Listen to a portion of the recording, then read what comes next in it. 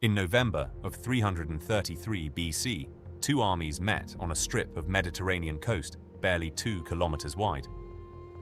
On one side, perhaps 35,000 Macedonians. On the other, a Persian army that every ancient source puts at several times that size. The ground was too narrow for the larger army to use most of the men it had marched there, and everything that followed came out of that. By evening, the great king of Persia was gone, riding north, leaving his chariot, his bow and his royal cloak behind on the field.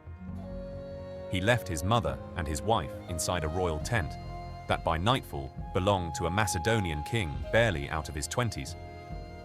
This is the Battle of Issus, and almost every image you have ever seen of it, in any book or any film, comes from a floor. A mosaic floor in a Roman house at Pompeii, sealed under volcanic ash for 17 centuries, and uncovered by workmen in 1831. Roughly 2 million cut stones, 4 colors, and one single instant out of a whole afternoon, the moment a king decided to leave. No battlefield has ever been excavated at Issus. No weapons, no mass grave, no line of stakes, nothing in the ground at all. Everything we know was written down by Greeks and Romans centuries afterwards, working from books that no longer exist anywhere. So this is a reconstruction of that afternoon, built out of the sources, the shape of the ground, and one Roman floor. And it begins with a king who chose the worst possible place in the region to fight, for reasons that were very nearly sensible. 2 years earlier, in the spring of 334, a Macedonian army had crossed out of Europe into Asia. Its king was 22 years old.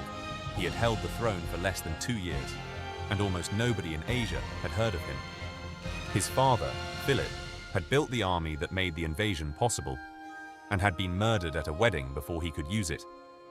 What Philip left behind was not a mass of armed men. It was a machine, with parts that were designed to work with each other. At the Granicus River, that machine broke a Persian provincial army in a single afternoon and opened Western Asia Minor. The coastal cities fell one after another. Halicarnassus held out and had to be taken by siege, and that siege took most of a season. At Gordium, according to the story, he cut a knot that was meant to be untied by the future ruler of Asia. The story traveled faster than he did. That story is almost certainly later Polish. What it does tell you is how quickly the legend was already growing around him. By the autumn of that year, he had marched through the Cilician gates, come down out of the mountains, and reached the sea at Tarsus. He had about 30,000 foot, 5,000 horse, a supply line hundreds of kilometers long, and no fleet worth the name. Persia had a fleet, effectively unlimited money, and an empire that reached from the coast of the Aegean all the way to the Indus. On paper, this was not close at all. On paper, it should never have come down to a single afternoon on a narrow strip of coast. The man waiting for him is usually remembered as a coward, and that is mostly the work of people writing for the winner. Darius III came to the Persian throne in 336, the same year Alexander came to the Macedonian one. He was not the obvious heir. He reached the throne through a palace purge arranged by a court official named Bagoas after 2 convenient deaths. Bagoas had poisoned his way through 2 kings already. According to the story, Darius handed him the 3rd cup and made him drink it himself. Before that, he had been a provincial governor, and Greek writers admit he had a genuine reputation for courage in single combat. The empire he inherited was the largest state the world had yet produced, and it showed no obvious signs of falling apart. It taxed, it built roads, it moved armies across enormous distances, and it had absorbed invasions before and simply outlasted them.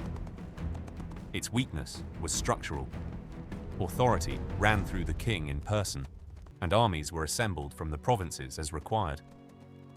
That produced enormous forces of very uneven training, speaking different languages and fighting in completely different ways. And it meant that if the king ever left the field, there was no second command structure to take over. There was simply nothing. Alexander had the opposite problem and the opposite advantage: a much smaller army, uniform in equipment, drilled together for years. Two military systems, built on opposite assumptions, about to meet in a place where only one of them could actually be used. The core of the Macedonian line was the phalanx, 6 brigades of pikemen, each of them somewhere around 1,500 men strong. Every man carried a sarissa, a pike of cornel wood between 4 and 6 meters long, heavy enough that it needed both hands to hold. The shield was small and hung on a strap around the neck, because both of the man's hands were already occupied with the pike. The files stood 16 deep, and the pikes of the first 5 ranks projected out past the man in front. That is the whole trick. An enemy trying to reach the man in the front rank had to get past 5 iron heads before he could swing anything of his own. The rear ranks held their pikes up, absorbed the losses, and pushed. The formation moved as a single body, or it did not move. Its weakness was written into the design. On broken ground, the files drifted apart at different speeds, and gaps opened between them. And a phalanx that has lost the front of its formation is not a powerful thing. It is a crowd of men standing about holding poles. To its right stood the hypaspists, elite infantry in lighter equipment, whose job was to keep the line joined together. Beyond them stood the companion cavalry, heavy horsemen with lances, drilled to strike as a single wedge rather than as a line. They did not charge straight into a formed line. They looked for a seam in it, went into the seam, and then widened it from inside. On the left were the Thessalians, arguably the finest horsemen in Greece, whose task that day would simply be to survive. Around the edges, Agrianian javelin men from the Balkans, Cretan archers, Thracian light infantry, and scouts who knew the country. There were no stirrups anywhere on that field. Every horseman stayed on with his thighs alone and struck his blows accordingly. The Persian army was built on entirely different assumptions, and, out in open country, on assumptions that were distinctly better. Its striking arm was cavalry, thousands upon thousands of them, drawn from Bactria, Media, Armenia, and the Persian heartland itself. Its infantry included the royal guard, the kinsmen, and the apple-bearers, named for the gold counterweights on their spears. It also included something the Greek sources find deeply awkward: Greek heavy infantry, hired for the war and paid better than at home. Estimates for those mercenaries run from 10,000 up to 30,000 men, and they were by some way the best troops Darius had. Much of the rest was levied light infantry, sometimes called kardakis, whose training and equipment nobody now agrees on. Out on an open plain, that combination could ride around a smaller army and take it apart from behind without ever meeting it head-on. It needed room to do any of that, and room was the one thing that the ground at Issus was never going to give to anybody at all. In the late summer, Darius assembled his army on the plain of Sochoi, in open country on the eastern side of the mountain range. It was a deliberate choice. There he could deploy every man he had and use his cavalry the way it was meant to be used. Then he waited, and Alexander did not come. Days went past, then weeks, and the enemy simply did not appear on the horizon. The reason was a river. At Tarsus, Alexander had bathed in the Cydnus after a hard march, and the cold water very nearly killed him. He fell into a fever that lasted for days. The army stopped exactly where it stood, because the whole campaign stopped with him. The story that survives from those days is about a letter, a warning that his own doctor had been bribed by the Persians to poison him. According to the account, he drank the medicine while handing the doctor the letter and watched the man's face as he read it. It is a perfect story, which is a good reason to be careful with it. What is certain is that he recovered, and that he recovered slowly. In the Persian camp, the delay was read as fear, and that single reading went on to change everything that came after it. A Macedonian deserter named Amyntas told Darius to stay exactly where he was, and to let the enemy come to him on open ground. The advice was correct. It was also foreign advice, offered in a court where visible confidence was a form of political currency. Darius moved. He took the army north, crossed the mountain range by an inland pass, and came down on the coast behind the Macedonians. On its own terms, it was a brilliant maneuver. He was now sitting directly across Alexander's supply line, with the sea at his back. At the town of Issus, he found the Macedonians sick and wounded, left behind there when the army had marched south a few days earlier. What happened to them is described in the sources in language designed to make an audience angry, and it did exactly that. Alexander, camped a full day's march down the coast, was told that the Persian army was somewhere to the north, behind him. He did not believe it.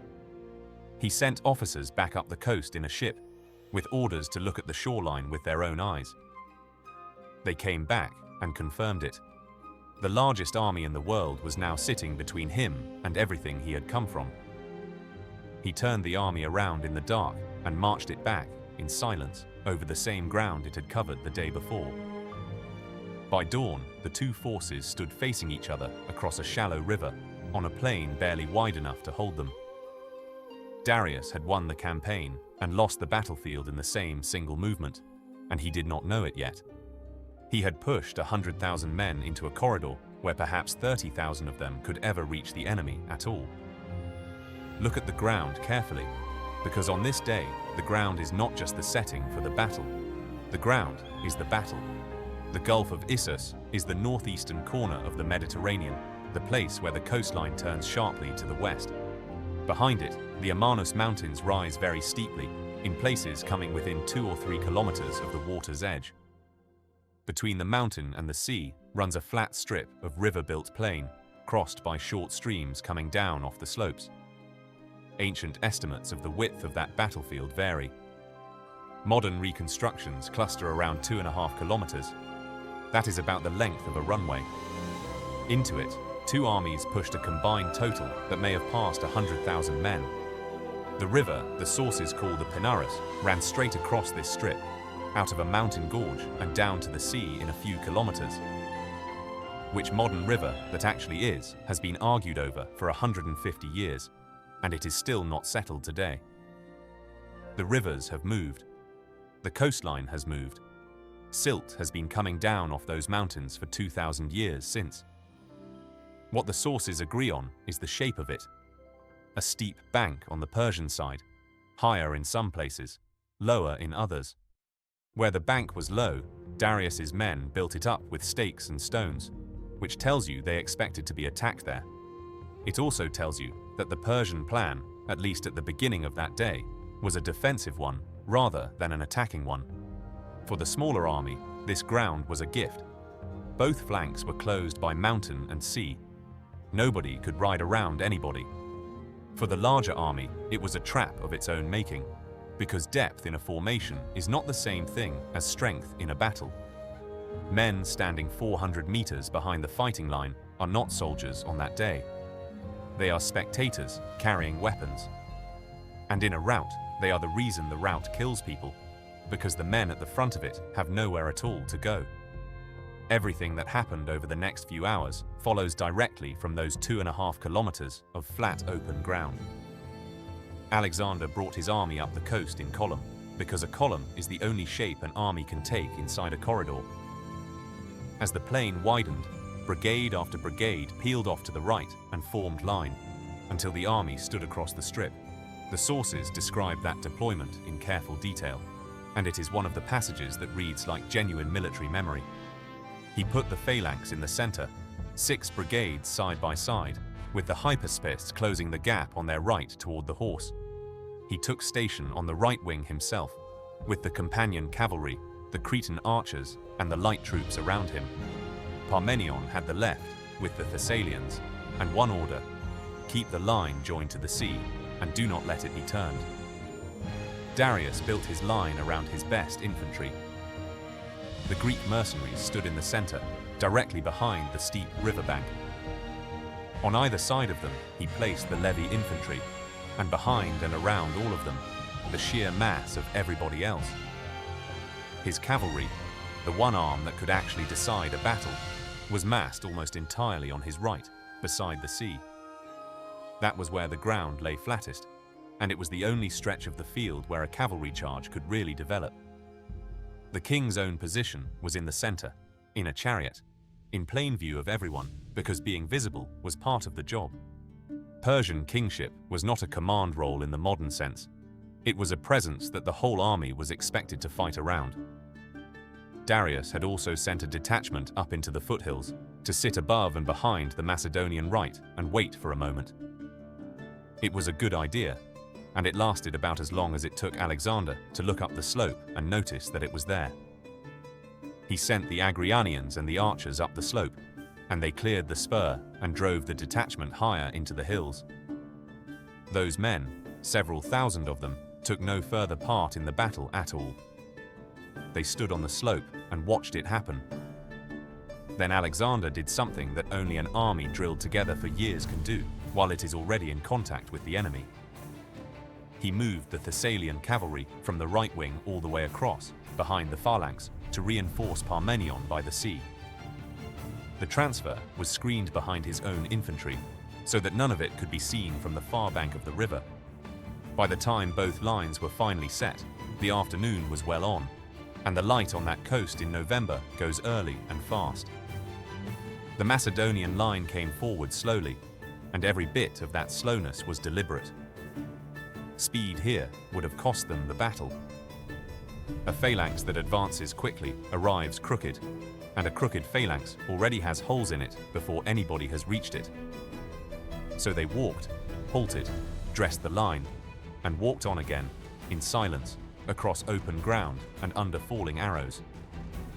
The sources say Alexander rode along the front, and stopping to name men aloud is exactly what Philip's army expected. Then, within bowshot of the river, the entire line simply stopped, stood still, and waited in the open under the shooting. The halt is the detail that convinces. It is exactly what you do before asking men to walk down into water under fire.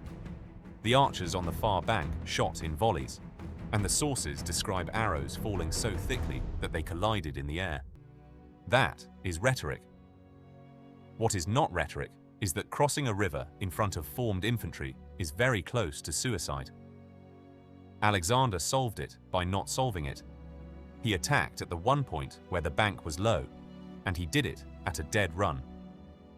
The companion cavalry went into the water on the right, where the Persian left was thinnest, and they did not stop moving. They came up the far bank straight into the levy infantry, and the levy infantry broke almost immediately on contact. Whether they broke because they were badly trained, or because heavy cavalry at close range is simply terrifying, nobody knows. The Persian left folded back on itself, and a gap opened up between it and the Greek mercenaries holding the center. That gap is the battle. Everything Alexander does for the rest of the afternoon is about getting himself into it. In the center, at exactly the same moment, things were going very badly indeed for the Macedonian infantry. The phalanx had to cross the same river, under the same conditions, against the best infantry on the Persian side. The bank there was steep. The files climbed it at different speeds, and the line came apart as it climbed. The mercenaries went straight into the gaps, and inside a gap, a 5-meter pike is worth nothing at all. Inside the reach of a sarissa, a man with a shield and a short sword has every possible advantage, and they knew it. The right-hand brigades were pulled apart and pushed back into the water. Their commander, Ptolemy son of Seleucus, was killed. One thing no source bothers to describe, because everybody there already knew it. By this point, nobody could see very much at all. 30,000 men and several thousand horses on dry ground raise a wall of dust that swallows a battlefield within minutes. Ancient accounts say something like 120 Macedonians of note died there, which for this army was heavy. It is the only point in the entire day when the Persian plan is working exactly the way it was meant to work. On the seaward flank, it was worse. The Persian cavalry crossed the river and hit Parmenion's wing head-on. Thousands of horsemen on the widest ground on the field, against a line that had been told to hold and nothing else. The Thessalians fought the way Greek cavalry could fight. Fall back, draw the pursuit, turn about, and go in again. For a long stretch of that afternoon, the Macedonian left was losing slowly, which was all that was actually required of it. The battle had become a race. 2 Persian wings winning, 1 Macedonian wing winning, and 1 gap in the middle. Alexander did not chase the broken Persian left. That single act of restraint is the most professional thing he did all day. He wheeled the companions inward along the far bank, into the flank of the Greek mercenaries still holding the center. Infantry fighting to its front cannot turn to face cavalry arriving from the side. It can only stand and die, or run. And behind that center, 400 meters away, in a chariot, was the only target on the field that mattered. Everything about the Macedonian army in that moment was pointed at one man, and everybody on both sides knew it. The mercenaries gave ground. The pressure came off the center, and the phalanx reformed itself and climbed the bank. The royal bodyguard fought in front of the chariot. The sources name several Persian noblemen who died there. One of them was Darius' own brother, who according to the account cut in front of the horses to hold the line. The chariot horses were wounded and began to plunge, and a chariot with panicking horses is not a vehicle anymore. What Darius did next has been argued about, more or less continuously, for 2,300 years. He turned the chariot around, then abandoned it altogether for a horse, and rode north away off the field. The Greek sources describe a man overcome by fear. They were written by the winners, and they had every reason. There is another reading, and it does not require him to have been brave or cowardly, only to have been Persian. In that system, the king is the state. If he is taken alive, the whole empire changes hands in a single afternoon. A living king in the east can raise another army. A captured king cannot do anything for anybody, ever again. Whatever the reason, the effect was immediate, and it worked exactly the way that system was built to work.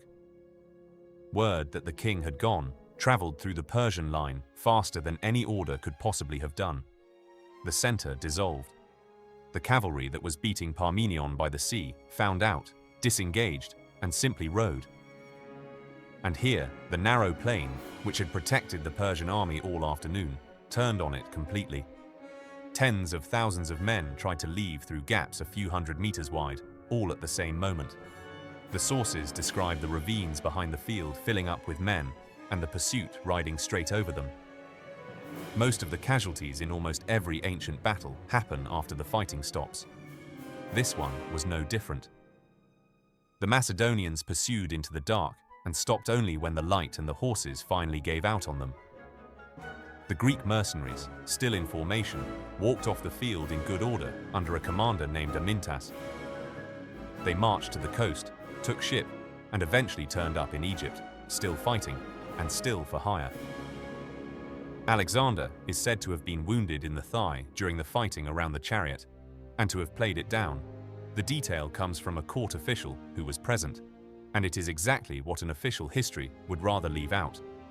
By nightfall, the Macedonians held the field, the river, and a road running east that nobody at all was defending. And a few kilometers back up that road, still standing and still lit from within, was the Persian royal camp. The camp is the part of this story that the ancient writers enjoy most, which is a reason to handle them carefully.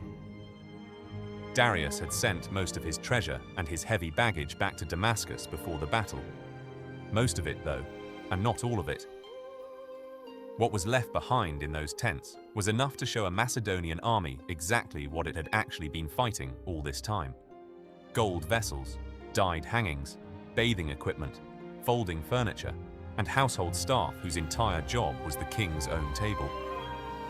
The rest of the baggage was taken a few weeks later at Damascus, where Parmenion caught the treasury and most of the court with it. The lists that survive of what was taken there read like the inventory of an empire: coin, plate, textiles, and hundreds of household staff.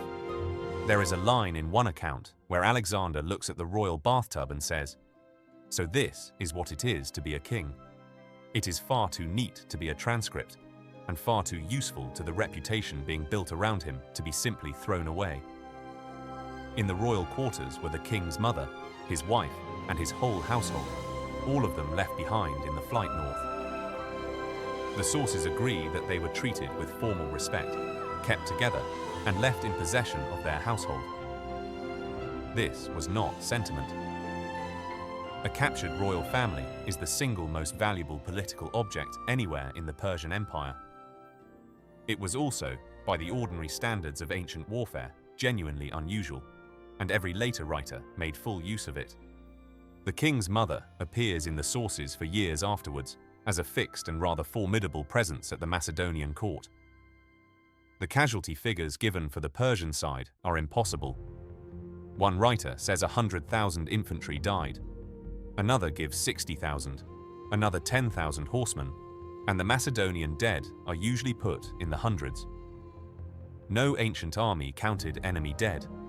These numbers are arguments, not measurements, and they were written to be repeated. What is not in doubt is that an entire field army was destroyed as a functioning organization in the course of one afternoon. Then came the letters between the two kings, and they are the most revealing thing in the entire aftermath of the battle. Darius wrote asking for his family back, and the exchange that followed survives in several competing and incompatible versions. The offers grew: ransom, then friendship, then land, then everything west of the Euphrates, and a daughter in marriage.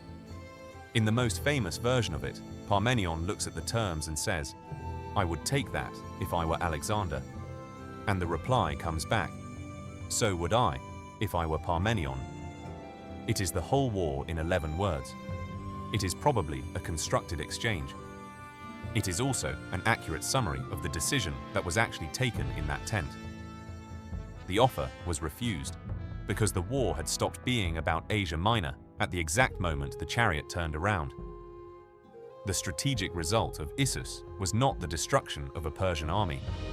Persia had the money and the men to build another one. The result was that the whole eastern Mediterranean coastline now lay open, and Alexander went for it quite deliberately. He did not chase Darius east. He turned south instead, and spent the next year taking that coastline city by city. The reason was the Persian fleet. Without friendly harbors, a fleet is just a collection of ships that cannot be supplied. Tyre took 7 months and a causeway built out into the open sea. Gaza, further south, took another 2 months after that. Egypt surrendered without a fight and gave him a coronation, a new city on the coast, and a journey out to a desert oracle. By the time he turned inland again, he had removed the Persian navy from the war entirely, without fighting it at sea once. That is the actual consequence of Issus, and it is a great deal less dramatic than the single moment on the Mosaic. In 331, the two kings met again at Gaugamela, on open ground of Darius's own choosing. This time, there was room for everything the empire could field, including scythed chariots and Bactrian cavalry. The result was the same, only faster. And this time, the empire itself went down with the army that had been defending it. Darius fled east again and was killed the following year by his own officers, in a bid to buy their own survival. Alexander is said to have covered the body with his own cloak and to have sent it back to Persepolis for a royal burial. Whether that happened or not, it is precisely what a man building a claim to be the legitimate successor would do. The Persian Empire did not end at Issus. What ended at Issus was the idea that it could not be beaten in a single day. After that one afternoon, the question was no longer whether it would fall, but only how long the falling would take. Now the harder question, and the one most documentaries skip: how do we actually know any of this at all? The answer is uncomfortable, and it is very nearly the same answer for every famous battle of the ancient world. Not a single account written by anybody who actually fought at Issus survives. Not one line of it on either side. Everything comes from 5 later writers, and the earliest is separated from the battle by nearly 3 centuries. Diodorus wrote in the 1st century before Christ. Curtius wrote later still, under the Roman Empire, for a Roman audience.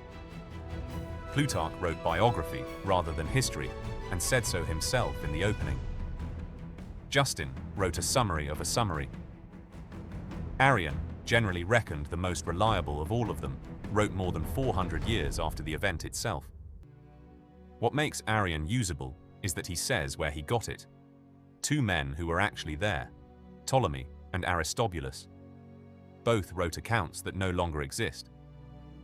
We have them only as filtered through a Roman official writing much later. Ptolemy became king of Egypt. He had a considerable interest in how the campaign was remembered, and in his own part in it. There was also Callisthenes, the army's own official historian, who traveled with the campaign and described Issus in detail. His account is lost as well, except in the places where a later writer quotes it in order to take the whole thing apart. That writer, Polybius, went through the geometry of Callisthenes' battlefield and showed the numbers could not fit the ground. It is the earliest surviving example of somebody checking a battle narrative against the physical space it happened in. Callisthenes, incidentally, was later arrested on Alexander's own orders and died in custody a few years afterwards. From the Persian side, there is nothing at all. No narrative, no dispatch, no monument, no casualty list, no complaint. The empire kept enormous administrative archives, and it kept them on materials that do not survive in that climate. There is one exception, and it is not about Issus. A Babylonian astronomical diary records the later battle at Gaugamela in a few lines. It notes the defeat, the king's flight, and the date, in the flat voice of men whose real job was watching the sky. For Issus, we have nothing. So the battle reaches us in a single voice, describing the losers, written in a language that the losers did not speak. That is not a reason to throw the whole account away. It is a reason to read the shape of it rather than its numbers. And it is why one single physical object matters more in the end than all of those texts put together. There is a second object, and it is very nearly as good. In 1887, a royal tomb at Sidon gave up a carved marble coffin. Its long side shows Greeks and Persians fighting, with original paint still visible on the marble, and most scholars read that battle as this one. In October of 1831, workmen clearing a large house in Pompeii lifted the volcanic ash off a floor. The house is one of the largest in the town, with a small bronze figure of a dancing faun standing in its courtyard. Whoever owned it was extremely rich, and the house was already 2 centuries old when the eruption buried the town. The floor lay in the passage between the two halves of the house, where every guest would walk straight across it. It is roughly 5.5 meters by 3, and it is made of somewhere between 1.5 and 2 million cut stones. Each individual stone is about 3 millimeters across. Some of them are smaller than a single grain of rice. The palette is essentially 4 colors: red, yellow, black, and white, with everything else mixed out of those 4. The subject is a battle between a Greek army and a Persian one, and 2 of the figures in it are completely unmistakable. On the left, a bare-headed man on a horse, hair loose, lance leveled, riding straight into the Persian line. He wears no helmet, which in a real battle would be madness, and which in a picture like this is the entire point. On the right, standing in a chariot, a tall figure in a Persian cap, turning back with one arm stretched out behind him. His driver is already whipping the horses. The whole right-hand half of the picture is moving away from the viewer. It is not really a battle scene at all. It is 1 second of a battle, and the second it has chosen is the decision. Between the 2 kings, a Persian nobleman has thrown himself and his horse into the way, and he is going down for it. The horses in the center are shown from behind, foreshortened, which is a problem most ancient painters avoid entirely. There is a fallen man on the ground whose own face appears reflected back at him in the surface of a polished shield. That is a painter's idea, not a mosaicist's. Nobody invents a reflection like that while cutting cubes of stone. Which is the central argument about this floor, that it is a copy, in stone, of a lost Greek painting on a panel. Pliny mentions a painting of a battle between Alexander and Darius, made for a Macedonian ruler by an artist called Philoxenos. Other candidates have been suggested, including a woman named Helena of Egypt, credited by one late source with an Issus painting. If any of that is right, the original painting was made within a generation or two of the battle it shows.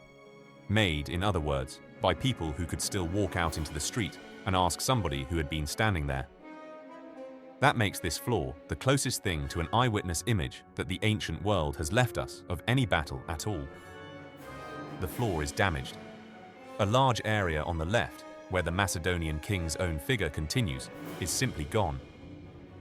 The Romans who owned this house had already repaired the floor once, in antiquity, using stones that do not quite match. Which means that people were still walking across this picture and still valuing it centuries after it was made. It was lifted in 1843, moved to Naples, and it has been mounted on a museum wall there ever since.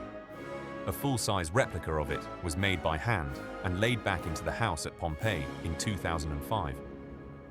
Recent work has traced where the stone itself came from, quarry by quarry, across the whole Mediterranean world. And then a volcano covered the entire town and preserved it, which is the only reason that any of this exists at all. Whether the battle it shows is Issus or Gaugamela has been argued over as well, and Issus remains the usual answer. The crowded ground, the single chariot, the moment of the turn, all of it fits that afternoon better than any other. Go out to the plain at Issus today, and there is nothing at all to see. And that is the honest end of this story. It is farmland now. Cotton and citrus, concrete irrigation ditches, a motorway, and an industrial coastline beyond. The rivers have shifted. The sea has moved out. The silt has been coming down off those mountains for 2,000 years. No excavation has ever found the battlefield. No mass grave, no scatter of weapons, no line of stakes in the soil. The plain did get used again. In 194, two Roman armies fought each other for the empire on the same narrow ground. The same mountains, the same corridor, the same trap, 500 years later. And nothing survives of that battle in the soil either. For a fight that may have involved 100,000 people, the physical record left in the ground is effectively zero. What survives is a handful of texts written by the winners centuries later, out of books we no longer have. And a Roman dining room floor, buried by an eruption, showing one man in a chariot deciding that it was over. The empire that lost that afternoon had ruled from the Aegean to the Indus for more than 200 years. It did not fall because it was weak. It fell because of where it agreed to stand and fight, and on whose terms. 2.5 kilometers of coast, and an army that was far too large ever to fit onto them properly. If you want to keep uncovering the battles and the cities that history very nearly forgot, subscribe to the channel. We are rebuilding them one at a time, and there are a great many of them still left to do.